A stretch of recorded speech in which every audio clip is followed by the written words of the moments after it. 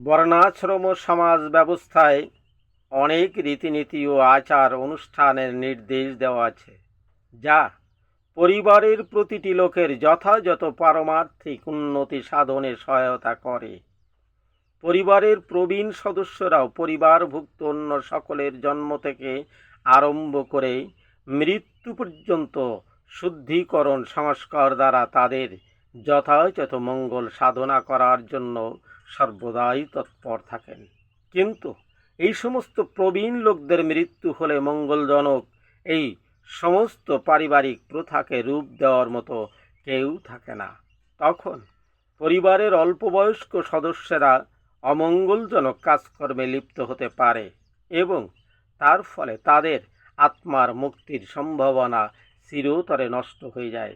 তাই কোনো কারণেই পরিবারের সদস্যদের হত্যা করা উচিত নয়।